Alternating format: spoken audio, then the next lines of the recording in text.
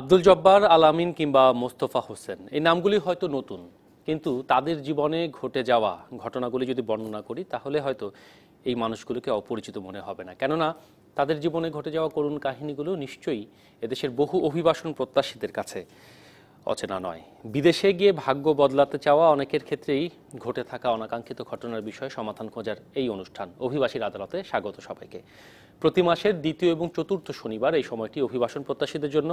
দালালের খপ্পরে পড়ে প্রতারিত হলে কিংবা পাওনা টাকা আদায়ে কি হতে পারে আইনি ব্যবস্থা, সেই সাথে কোথায় জেনে নেওয়া যেতে পারে কাঙ্ক্ষিত দেশটিতে যাবার সঠিক তথ্য বা কে দেবে সঠিক প্রশিক্ষণ, এসব কিছুই থাকছে আমাদের আজকের আয়োজনে। সবাইকে স্বাগত জানাচ্ছি। বরাবরের মতো থাকছেন বিশেষজ্ঞরা। স্টুডিওতে আছেন জনশক্তি কর্মসংস্থান এবং প্রশিক্ষণ ব্যুরো বিএমইটির মহাপরিচালক মোহাম্মদ সেলিম রেজা এবং টাঙ্গাইল জজ কোর্টের আইনজীবী অ্যাডভোকেট মোহাম্মদ হুমায়ুন কবির। দুজনকে স্বাগত জানাই আমাদের আজকের আয়োজনে।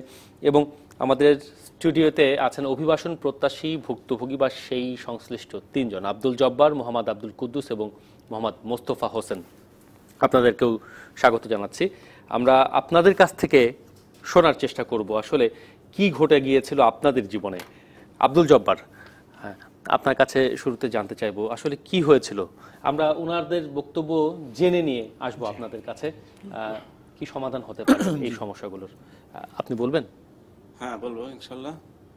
আমি দালাল আনোয়ারকে 3,20,000 টাকা দিছি আলজেরিয়া যাওয়ার জন্য। আলজেরিয়া? হ্যাঁ, শাটারিং কার্পেন্টারে। তো সে পাঠিয়েছে, আলজেরিয়া গেছি। যাওয়ার পরে শাটারিং কার্পেন্টারের কাজ আমাকে দেয় নাই, দিছে পাইপ ফিটিংয়ের কাজে, যাকে বলে স্ক্যাফোল্ডিং। তো ওই কাজ করছি। তো 22 দিন কাজ করার পরে আমি উপর থেকে পা ফসকে পড়ে গেছিলাম। পরে এই যে এখানে হাড়টা ভেঙে গেছে, কানের সমস্যা হচ্ছে। তো এখন হাসপাতালে নিছে, নেওয়ার পরে 10-12 দিন চিকিৎসা করছে। তারপরে রুমে আনছে। রুমে আনার পরে আর কোনো চিকিৎসা নাই, খালি খাইতে দিছে। তারপরে 3.5 মাস পরে, আর বিদেশের বয়স হলো 4.5 মাস, চিকিৎসার হলো 3.5 মাস পরে আমাকে দেশে পাঠিয়ে দিছে। আমাকে একটা পয়সাও দেয় নাই, এর একটা চাই আমি। আপনি যে কোম্পানিতে কাজ করতেন তাদের কাছে কি আপনি টাকা দাবি করেছিলেন? হ্যাঁ, তাদের টাকা দাবি করছিলাম, কিন্তু তারা কোনো কথাই বলে না। আব্দুল জব্বারের ক্ষেত্রে যে খুব মর্মন্তুদ একটা কারণ, উনি ওখানে যাওয়ার পরে দুর্ঘটনায় মানে যাওয়ার 22 দিন পরে দুর্ঘটনাটা হয়েছে। তো এই ধরনের ক্ষেত্রে কিন্তু কম্পেনসেশন পাওয়ার বিধান আছে। এবং উনি ওনার কোম্পানি থেকে বা ওনার, আপনার কি বীমা করা ছিল ওই জায়গায়? হ্যাঁ, ওই জায়গায় বীমা হয় নাই। আচ্ছা, তাহলেও এটা কম্পেনসেশন পাওয়ার জন্য যদি আমাদের কাছে ওনার কাগজপত্র, ওনার পাসপোর্ট এবং উনি যে ওখানে নিয়োগপত্র ছিল সেগুলো যদি, এবং কন্ট্রাক্ট পেপার ছিল, সেগুলো আমাদের কাছে পাঠালে আমরা আমাদের যে মিশন আছে, আমাদের ওখানে দূতাবাস আছে, তাদের মাধ্যমে আমরা কম্পেনসেশন আদায়ের চেষ্টা করতে পারি, আমরা কম্পেনসেশন আদায়ের বিধান করতে পারি। উনি 3,20,000 টাকা দিয়ে আলজেরিয়া গিয়েছেন, এই যে অর্থটি লেগেছে এটি কি আসলে মানে যৌক্তিক? না, এটি মোটেও যৌক্তিক না। এটা অনেক বেশি পয়সা দিয়ে গেছে। এটা 1,65,000 টাকার ভিতর দিয়ে যাওয়ার কথা। এই যে দালালকে অতিরিক্ত টাকা দেয়, আমরা সবসময় যখন বিদেশে যাই, বিদেশে যাওয়ার আগে কিন্তু সমস্ত তথ্য জেনে তাকে আমরা বিদেশে যেতে বলি, এবং এই অতিরিক্ত টাকা যেন দালালদের কাছে না দেয়। এবং সেখানে কিন্তু যাওয়ার আগেও কিন্তু আমাদের সহযোগিতা নিতে পারত না। এই যে 1,65,000 টাকা আপনি বলছেন আলজেরিয়াতে যাওয়ার জন্য, প্রত্যেকটি দেশে যাওয়ার জন্য সরকার নির্ধারিত একটু ফি আছে, কিন্তু আমরা সাধারণত দেখি যে সেটির থেকে বেশ কয়েক গুণ বেশি টাকা খরচ করতেই হয়, মানে বাস্তব অবস্থা যেটি। সেক্ষেত্রে সরকারের কোনো মনিটরিং কিংবা কিছু করার সুযোগ রয়েছে কিনা, নাকি শুধুমাত্র সচেতন করা যে মানুষ? না, সরকারের অবশ্যই মনিটরিং। যারা যাওয়ার সময় যদি আমাদের যাওয়ার আগে যদি কমপ্লেন করে, তাহলে কিন্তু আমরা ব্যবস্থা নিতে পারি। যে সে বেশি টাকা চাচ্ছে বা বেশি টাকা দিয়ে যাচ্ছে, এটা কিন্তু আইনে সুস্পষ্টভাবে, উনি আরো ভালো বলতে পারবেন, লয়ার। এটা আইনে কিন্তু সুস্পষ্টভাবে বলা আছে যে অতিরিক্ত টাকা যারা চার্জ করে তাদের বিরুদ্ধে কিন্তু ব্যবস্থা নেওয়ার আইনগত কিন্তু বিধান আছে, এবং আমরা তাদের বিরুদ্ধে ব্যবস্থা নিতে পারি। এবং আমরা এখন যেটা করতে চাচ্ছি, আপনারা জানেন যে এই সরকারের যে ইশতেহার ঘোষণা করেছেন, সেখানে প্রত্যেক উপজেলা থেকে 1,000 করে লোক আমরা প্রতি বছর বিদেশে পাঠাবো। এবং সেখানে কিন্তু আমরা উপজেলা ওয়াইজ কিন্তু আমরা ডাটাবেস করছি, এবং সেই ডাটাবেসের মাধ্যমে আমরা লোক এখান থেকে রিক্রুট করে এখান থেকে বিদেশে পাঠাবো। আপনি যে বিষয়টি বললেন এটি অত্যন্ত গুরুত্বপূর্ণ বিষয়, এটি নিয়ে আমরা আরও বিস্তারিত আলোচনা করব। তার আগে আব্দুল জব্বারের ক্ষেত্রে যে ঘটনাটি ঘটে গেছে, তার ক্ষতিপূরণ পাওয়া কিংবা অতিরিক্ত অর্থ দিয়ে যে তিনি গিয়েছেন, সে বিষয়ে কিছু করার রয়েছে কিনা? আর একটা হলো যে আমাদের এখানে যে কল্যাণ বোর্ড আছে সেখানেও আবেদন করতে পারে, সেখান থেকেও কিন্তু আমরা তাকে কম্পেনসেশন দিতে পারি। এই দুটো ওয়ে থেকে সে কম্পেনসেশন পেতে পারে।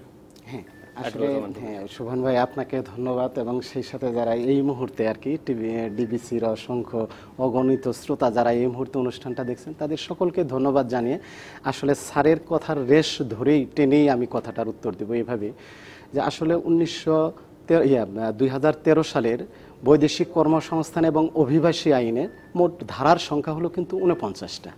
এই 49টা ধারার মধ্যে কিন্তু ঘুরে ফিরে কিন্তু কয়েকটা ধারার উপরে আমরা আসলে বেশি আলোচনা করি। এই কারণে স্যার যেমন একটা কথা বললেন যে এই যে অভিবাসন ব্যয়টা, অর্থাৎ একজন অভিবাসী কর্মী তার অভিবাসনের যে সর্বোচ্চ ব্যয়টা হবে এটা কিন্তু সরকার নির্ধারণ করে দেবে, এবং সেটা এই আইনেরই 21 ধারায় বলা আছে স্যার যে কথাটা বললেন।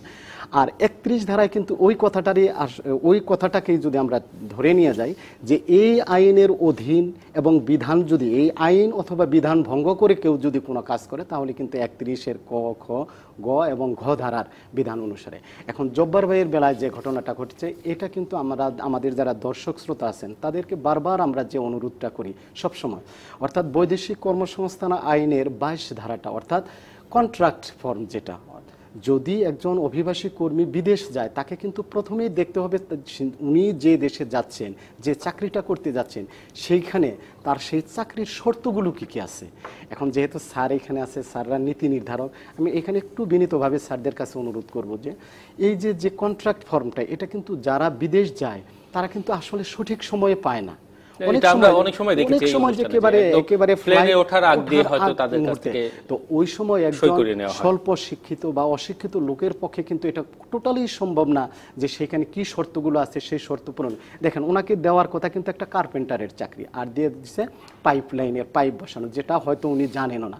সে কারণেই যে এখন এই কন্ট্রাক্ট ফর্মে যদি ওনার স্যার একটা কথা বলছেন আর ওনার একটা রিক্রুটিং এজেন্সির নামও খুব একটু অস্পষ্ট আসছে, এই কারণে আমি স্টুডিওতে বললাম না আর কি। ওনার ওই ভিসা কোন রিক্রুটিং এজেন্সি ওনাকে পাঠাইছে সেটা যেহেতু আছে, তাদেরকে আমার মনে হয় যে এখানে 41 এবং 43 ধারায়ও কিন্তু বলা আছে যে আপনি মামলা মোকদ্দমা করা সত্ত্বেও যদিও সেই ক্ষতিপূরণের টাকাটা আদায়ের জন্য কিন্তু সরকারের নিকট অভিযোগ করতে পারেন। আমি জব্বার ভাইকে অনুরোধ করব আপনার পাসপোর্ট, আপনার যে আরও অন্যান্য যে ডকুমেন্টসগুলো আছে সেগুলো যদি স্যারদের কাছে দেন, অবশ্যই আপনার যে কন্ট্রাক্ট ফর্মের যে কন্ট্রাক্ট কি টার্মস এন্ড কন্ডিশনস গুলো আছে সেগুলো ভায়োলেট করার কারণে ওনার বিরুদ্ধে মামলাও করা যাবে এবং টাকাটাও উদ্ধার করা যাবে। তিনি সেখানে কাজ করতে যে অ্যাক্সিডেন্টের শিকার হয়েছেন, এরকম তো আরো অনেকের ক্ষেত্রেই ঘটে থাকতে পারে, তাদের কি করার রয়েছে সেটি জানবো আপনার কাছে। তার আগে একজন দর্শক আছেন আমাদের সাথে টেলিফোনে, তার প্রশ্নটি নিতে চাই। দর্শক পরিচয় দিয়ে প্রশ্নটি করুন। জি আসসালামু আলাইকুম। জি বলুন। আমার নাম শাহরিয়ার হাসান, আমি 3টা রিক্রুটিং এজেন্সির মার্কেটিং ডিরেক্টর। হ্যাঁ বলুন। আমি রেগুলার বিদেশে যাই। আপনারা যে টপিকটা নিয়ে কথা বলছেন রিক্রুটমেন্ট কস্ট, এটা নিয়ে আমার কিছু কমেন্ট আছে। বলুন। আমি যাই ভদ্রলোক দুজন যারা বসে আছেন, আমি নামটা ক্যাচ করতে পারিনি। আমি একটা প্রশ্ন করব আপনাদেরকে, আপনারা কি আদৌ জানেন বাংলাদেশে যে ভিসাগুলো আসে রিক্রুটমেন্টের, specially semi skill and high skill Bangladesh থেকে আমরা দিতে পারি না, আমাদের ক্যাপাবিলিটি নেই, মানে কম্পাটিবিলিটিতে আমরা অনেক পিছিয়ে আছি শ্রীলঙ্কা আর ইন্ডিয়া থেকে, এটা আপনারা জানেন ভালো মতো। কিন্তু যে আনস্কিল ভিসাগুলো আসে, যে 3টা গরিব মানুষ বসে আছে, এদের ভিসাগুলো যেভাবে আসে, আপনারা কি জানেন 90% কিভাবে আসে এদেশে? শাহরিয়ার হাসান, আপনি যদি সুনির্দিষ্টভাবে প্রশ্নটি করেন ভালো হয়, কারণ আমাদের এখানে মোহাম্মদ সেলিম রেজা আছেন, তিনি বিএমইটির মহাপরিচালক, নিশ্চয়ই তিনি এটির জবাব দিতে পারবেন কিংবা তিনি পরিষ্কার করতে পারবেন বিষয়টি। আসসালামু আলাইকুম সেলিম স্যার, ভালো লাগলো আপনি আছেন অনলাইনে। আপনি নিশ্চয়ই জানেন যে এগুলো HR ম্যানেজাররা এবং কনসোর্টিয়াম যারা আছে মিডল ইস্টে, স্পেশালি আমি বলতে চাই না কোন দেশের নাগরিক, এক একজন 5 থেকে 10,000 রিয়াল করে এক একটা ভিসা বিক্রি করে। আমি মোর দেন শিওর যে আপনি জানেন জিনিসটা, এবং কোনো সময় ওরা চাপ বসিয়ে দেয় আমাদেরকে যে এই টাকার মধ্যে আমার কাছ থেকে ভিসা কিনতে হবে। আমি গত বছর কোনো মার্কেটিং করিনি, কোনো ভিসাই নামাইনি, এই কারণে by the way off the recording কথাটা বললাম। যখন আমাদের ভিসার জন্য আমরা ইয়ে করি, আমাদের কোম্পানিকে প্রমোট করি কিভাবে আমরা ট্রেন লোক পাঠাবো এটা বলি, বাংলাদেশ কোন কোন অঞ্চল থেকে পাঠাবো এটা বলি। যেমন আপনি জানেন চাপাই থেকে বাংলাদেশের সেরা মেশিনগুলি যায়, আমি আপনার নাম অনেক শুনেছি, সেক্ষেত্রে জানি যে আপনি জানেন জিনিসটা।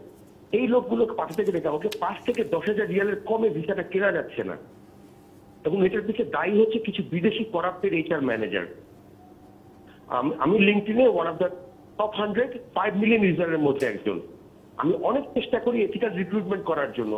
সোফার দুবাই খোলা থাকতে কিছু কোম্পানির সাথে আমি 5,000 থেকে 30,000 টাকায় লোক পাঠিয়ে, বাংলাদেশি টাকায়। কাতারে খুব চেষ্টা করি, সৌদিতে খুব চেষ্টা করি, বাট মিডলে গিয়ে HR ম্যানেজার গুলোকে কখনোই আমরা কনভিন্স করতে পারি না যে আসলে আমরা ভালো লোক দিব। এই লোকগুলো জমি বেচে বা বইয়ে গয়না বন্ধক দিয়ে আসবে না, অথবা বিদেশে আসতে গেলে প্রবাসী কল্যাণ ব্যাংক থেকে লোন নিবে না বা অন্য কোনো ব্যাংক থেকে লোন নিবে না। মানে শাহরিয়ার হাসান, যেটি আপনার কথায় বুঝতে পারছি যে বলতে চাচ্ছেন যে বিদেশে যারা রয়েছেন, যাদের মাধ্যমে ভিসা প্রসেসিং হচ্ছে, তাদের কিছু অনিয়ম কিংবা দুর্নীতির কারণে এই ব্যয়টি বেশি হচ্ছে।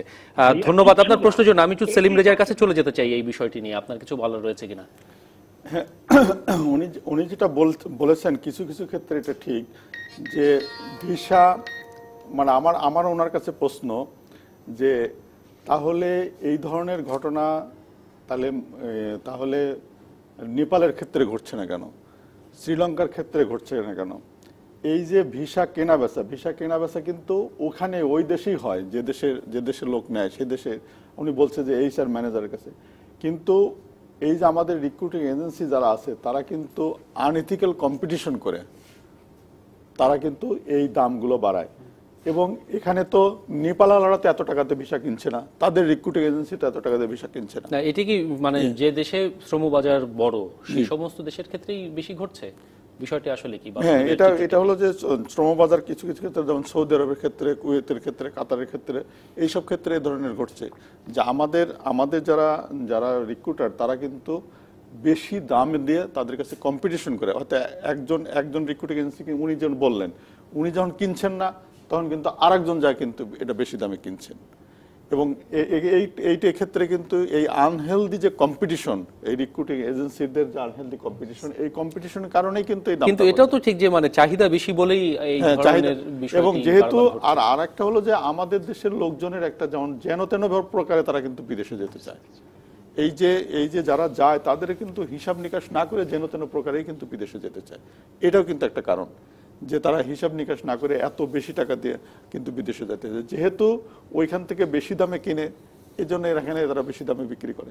কাজেই এই যে আনএথিক্যাল যে কম্পিটিশন করে যে দাম বাড়ানো, কিন্তু অন্য দেশের রিক্রুটাররা কিন্তু তারা কিন্তু এই কাজ, মানে সেক্ষেত্রে আসলে কাদের বেশি ভূমিকা নেবার রয়েছে সেই বিষয়টি নিয়ে আরো আলোচনা করব একটি বিরতির পরে। ফিরে এসে আব্দুল জব্বারের কথা আমরা শুনেছি, আব্দুল কুদ্দুস এবং মোহাম্মদ মোস্তফা হোসেন ভুক্তভোগী হিসেবে আছেন আমাদের সাথে স্টুডিওতে, তাদের কথা শুনবো। ফিরছি কিছুক্ষণের মধ্যে, থাকুন অভিবাসীর আদালতের সাথে। বিরতির পরে ফিরে এলাম অভিবাসীর আদালতে। প্রতি মাসে দ্বিতীয় এবং চতুর্থ শনিবার দুপুর 12টা 15 মিনিটে এই অনুষ্ঠানে আপনারা জানাতে পারেন অভিবাসন সংক্রান্ত যে কোনো সমস্যার কথা। ফেসবুকে আমাদের পেজেও মন্তব্য করতে পারেন। আপনাদের সমস্যার সমাধান দিতে স্টুডিওতে বিশেষজ্ঞ হিসেবে আছেন জনশক্তি কর্মসংস্থান প্রশিক্ষণ ব্যুরো BMETর মহাপরিচালক মোহাম্মদ সেলিম রেজা এবং টাঙ্গাইল জজ কোর্টের আইনজীবী অ্যাডভোকেট মোহাম্মদ হুমায়ুন কবির। এবং অভিবাসন প্রত্যাশী ভুক্তভোগীদের 3 জন রয়েছেন, আব্দুল জব্বার, মোহাম্মদ আব্দুল কুদ্দুস এবং মোহাম্মদ মোস্তফা হোসেন। সরাসরি টেলিফোন করতে পারেন, আপনারাও যোগ দিতে পারেন অনুষ্ঠানে 09-666-777-311 এই নাম্বারে। আমরা বিরতিতে যাবার আগে আব্দুল জব্বারের কথা শুনছিলাম। তিনি আলজেরিয়াতে গিয়ে কাজ করতে গিয়ে দুর্ঘটনার শিকার হন, ক্ষতিপূরণ পাননি, ফিরে এসেছেন। দালাল তাকে নির্ধারিত ব্যয়ের প্রায় দ্বিগুণেরও বেশি অর্থ দিয়ে তাকে আলজেরিয়াতে নিয়ে গেছিলেন। আমাদের এখানে আছেন আব্দুল কুদ্দুস, তার ছেলে আল আমিন, তাই তো? হ্যাঁ, কি ঘটেছিল আপনার ছেলের ক্ষেত্রে? আমার ছেলে আল আমিনকে কোনাবাড়ির আলেপ দালালের 3,60,000 টাকা দিই। পরে এই কিন্নাল বিষা দিব, কিন্নাল বিষা না দেয় সামনেতে নিয়ে পাঠাইছে। এখন খালি খাওয়া খরচ কিছু কিছু পায়, বাড়িতে টাকা পাঠায় না, টাকা দেয় না। এইটার নিকে আপনাদের কাছে আমার অনুরোধ, যে কোনো ব্যবস্থা করা যায়। আমি কোন দেশে গিয়েছে? সৌদি আরব। সৌদি। আর যার মাধ্যমে গিয়েছে দালালের নাম কি বললেন? আলেপ, কোনাবাড়ি আলেপ। আচ্ছা, তার সাথে কি আর যোগাযোগ করেছেন? তার সাথে আগে যোগাযোগ করছি, তা আমাকে কোনো কথা কয় নাই। আর ছেলে যখন 2 মাস 2.5 মাস হয়, এর আগে যোগাযোগ করছে, কয় যে এই আমার সাবলাইতে পাঠাইছে, এখানে কাম করি বেতন পাই না, আবার কাম যখন না থাকে আবার আইনা এই তার কাছে আইনা দেখে যায়, আবার ওন থেকে আরেকখানে পাঠায়, এবারে 3 হানে সরাইছে। সরানোর পর এই পরে যে খবরটা পেয়েছি, এই 16 ঘন্টা ডিউটি করে, খালি খাওয়ার টাই দেয়, এমনি কোনো বেতন টেতন কোনো কিছু দেয় না। আব্দুল কুদ্দুসের যে ঘটনাটি আমরা মধ্যপ্রাচ্যের ক্ষেত্রে প্রায়শই এইরকম কেস এই অনুষ্ঠানে অন্তত দেখছি। সেলিম রেজা, নিশ্চয়ই আপনি এই বিষয় নিয়ে বলবেন। আর অভিবাসন ব্যয় কেন বেশি লাগছে সেই বিষয় নিয়ে প্রসঙ্গ উঠেছিল। শাহরিয়ার হাসান নামে রিক্রুটিং এজেন্সির একজন টেলিফোনও করেছিলেন, সেই বিষয় নিয়ে আলোচনা শেষ হয়নি। তার আগে অ্যাডভোকেট হুমায়ুন কবির কাছে যেতে চাই। আব্দুল কুদ্দুসের ছেলে আলামিনের ক্ষেত্রে আসলে এইখানে বসে উনি কিছু করতে পারেন কিনা, মানে যে 3,60,000 টাকা দিয়ে সৌদি আরব গিয়ে কাঙ্ক্ষিত কাজ পাননি, টাকা পাঠাতে পারছেন না, মানবেতর জীবনযাপন করছেন। এটা আমি যে অনুরোধটা প্রথমে করব কুদ্দুস ভাইকে, সেটা হলো যে আপনি আপনার ছেলেটার খোঁজ নেওয়ার চেষ্টা করেন। খোঁজ নেওয়ার চেষ্টা করে দেখেন ওনার কাছে কিন্তু নিশ্চয়ই পাসপোর্ট আছে, পাসপোর্টের ভিতরে যে ডকুমেন্টসগুলো আসে সেই ডকুমেন্টসগুলো আগে আপনি সংগ্রহ করেন। সংগ্রহ করার পর এখানে কিন্তু যে একেবারে আমরা শুধুমাত্র একজন আইনজীবী হিসাবে আমি কিন্তু অত্যন্ত বিনীতভাবে যে অনুরোধটা প্রথমেই দর্শক শ্রোতাদের কাছেও রাখি, যে সমস্ত সমস্যার সমাধান শুধুমাত্র আইন আদালতের মাধ্যমেই হবে, এটা কিন্তু আমাদের কাছে কখনো কাঙ্ক্ষিত না। আইন আদালতের বাহিরেও কিন্তু, অর্থাৎ বিএমইটির কাছেও যদি আপনি আবেদন দাখিল করেন, সেখানেও কিন্তু আপনার ছেলেটা হয়তো যদি এরকম থাকে যে এই আইনের 21 ধারায় আছে যে যদি কোনো অভিবাসী কর্মী যদি বিদেশে আটককৃত হয় অথবা আটকে পড়ে অথবা বিপদগ্রস্ত হয়, তাহলে কিন্তু সেই দেশের যে মিশন আছে, দূতাবাসগুলো আছে, সেখানেও কিন্তু একটা উইং আছে তাদেরকে সহযোগিতা করার জন্য। তাহলে কুদ্দুস ভাইয়ের ছেলের ব্যাপারে এটাই আমার প্রথম সাজেশন, যে ওই দেশের যে দূতাবাস আছে অথবা মিশন আছে সেখানে আগে আপনি আপনার ছেলেকে পাঠান বা যোগাযোগ করার চেষ্টা করেন। তারপরেও যদি এখন বলেন যে না সেখান থেকে চলে আসবে, এরকম যদি হয়, সেটাও কিন্তু ওই রিক্রুটিং এজেন্সির দায়িত্ব আছে। কাজেই যে কোন রিক্রুটিং এজেন্সি তাকে পাঠালো, কি শর্তে পাঠালো, আর শর্তের ভায়োলেশন তো সুস্পষ্টভাবে প্রত্যেকটা।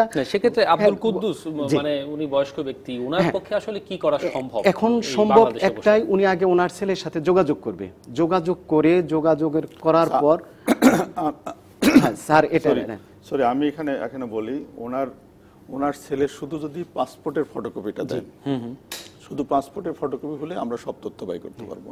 তার কারণ আমাদের তো এখন ডাটাবেজ আছে, তার কারণ প্রত্যেকটা লোকেকে ডাটাবেজে অন্তর্ভুক্ত হয়ে তারপরে কিন্তু বিদেশে যান। কাজে ওনার কিচ্ছু করতে হবে না।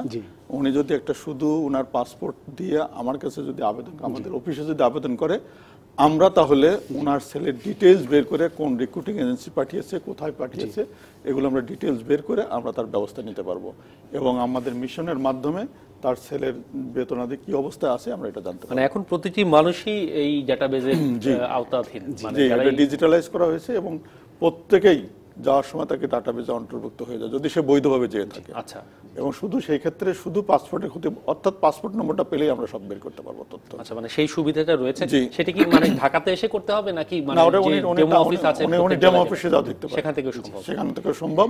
বা আমার কাছে যদি আজকে দিতে পারে, যে ওনার যদি ফটোকপি থাকে পাসপোর্টের ফটোকপি বা নম্বরটা দিলেও আমরা সব। সেটা নিশ্চয়ই আপনি মহাপরিচালক, আপনি আপনার বিশেষ ক্ষমতা বলে বের করতে পারবেন, কিন্তু সাধারণ মানুষ যারা দেশের বিভিন্ন প্রত্যন্ত অঞ্চলে একই রকম সমস্যার সম্মুখীন হচ্ছেন, তারা কিন্তু অনলাইনে আমাদের কাছে আবেদন করতে পারবে। শোভন ভাই, এইখানে আমি একটা মোবাইল কেস আছে, সেটা ঠিক একই রকমের, এটা আর একটু প্যাথেটিক। সেটা হলো সাকাওয়াত হোসেন পটুয়াখালী থেকে উনি পাঠাইছেন যে ওনার ওয়াইফ 2 বছর আগে গেছে সৌদি আরবে যাওয়ার পর তাদের সাথে 2 বছরের যোগাযোগ ছিল, কিন্তু পরবর্তীতে তার সাথে আর যোগাযোগ নাই। ওই মালিক, সৌদি আরবের যিনি মালিক, যে বাসায় কাজ করতেন, উনাকে আর আসতে দিচ্ছে না বাসায়।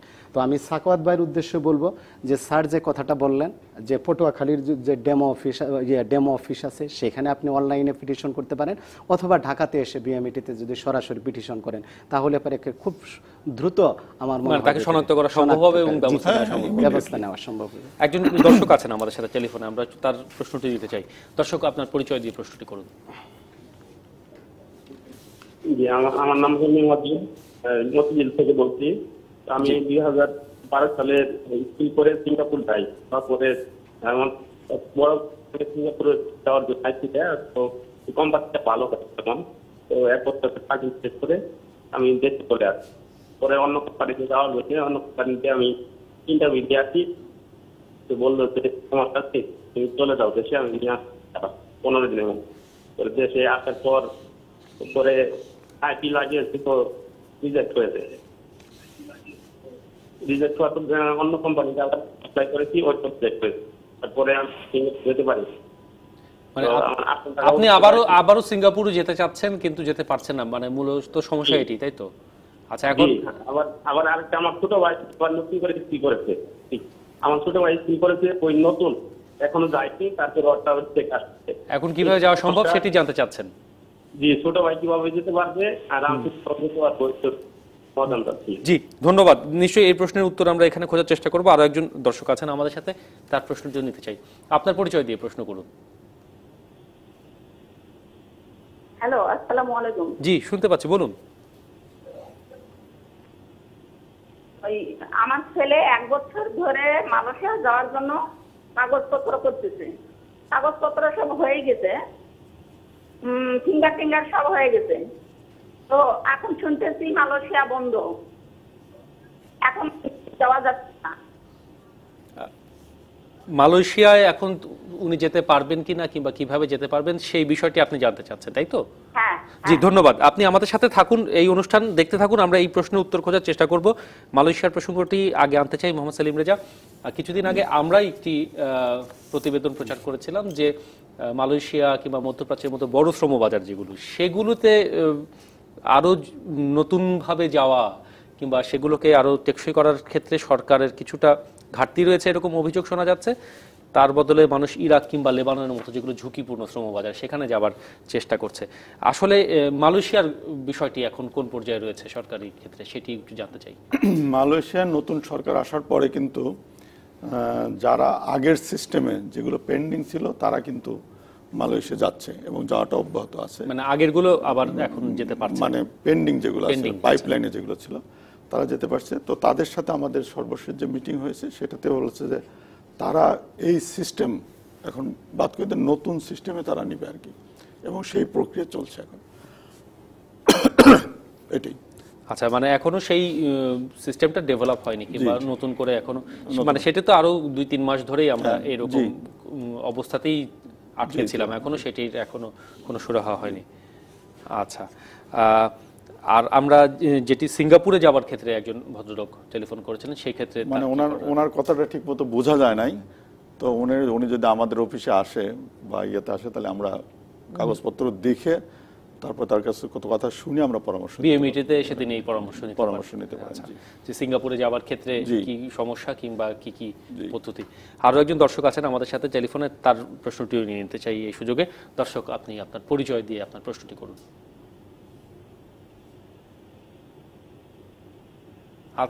আছেন কেউ আমাদের সাথে? জি ভাই, জি জি, বলুন, আপনার শুনতে পাচ্ছি, আপনার প্রশ্নটি করুন। প্রশ্ন হচ্ছে, মানে আমি ওই যাব সরকারি অফিসের মাধ্যমে যাব, আমি আমি সেখানে চাই, এখন আপনাদের মাধ্যমে আমি যাতে চাই। আমরা ঠিক পরিষ্কার বুঝতে পারিনি, আর একবার বলবেন? জি জি জি ভাই। সরকারিভাবে আপনি যেতে চান কোন দেশে?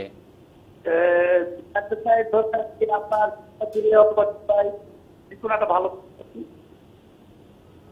কি বললাম, মানে সরকারিভাবে অন্য একটি দেশে শ্রমিক হিসেবে যেতে গেলে মানে কি কি পদ্ধতি মানতে হয়, কি পদ্ধতি মেনে চলতে হয়, সেটি জানতে চাচ্ছেন, তাই তো? জি, ধন্যবাদ। মানে আমরা এই সচেতনতার জায়গাটি তো আমরা তৈরি করতে চাই, যাতে মানুষ জেনে যেতে পারেন যে আসলে কিভাবে একটি দেশে যাওয়া সম্ভব হয়। আমরা এই বিষয়গুলো নিয়ে আরো কথা বলবো। আব্দুল জব্বার এবং আব্দুল কুদ্দুসের বক্তব্য শুনেছি এবং বেশ কিছু টেলিফোনও এসেছে। একটি বিরতির পরে এসে এই প্রশ্নগুলো উত্তর দেওয়ার চেষ্টা করব এবং মোহাম্মদ মোস্তফা হোসেন আছেন, তার কাছে আসবো বিরতির পরে। ফিরছি কিছুক্ষণের মধ্যে, সাথেই থাকুন। আমরা বিরতির পরে ফিরে এলাম অভিবাসীর আদালতে। প্রতি মাসের দ্বিতীয় এবং চতুর্থ শনিবার দুপুর 12টা 15 সরাসরি এই অনুষ্ঠানে টেলিফোন করে আপনার অভিবাসন সংক্রান্ত সমস্যার কথা জানাতে পারেন। সরাসরি ফোন করবার নাম্বার হচ্ছে 09-666-777-311 এই নাম্বারে। যেমনটি এই মুহূর্তে একজন দর্শক রয়েছেন আমাদের সাথে, তার প্রশ্নটি নিয়ে আমরা এই পর্বের আলোচনা শুরু করতে চাই। দর্শক, আপনার পরিচয় দিয়ে প্রশ্নটি করুন। আসসালামু আলাইকুম। জি বলুন।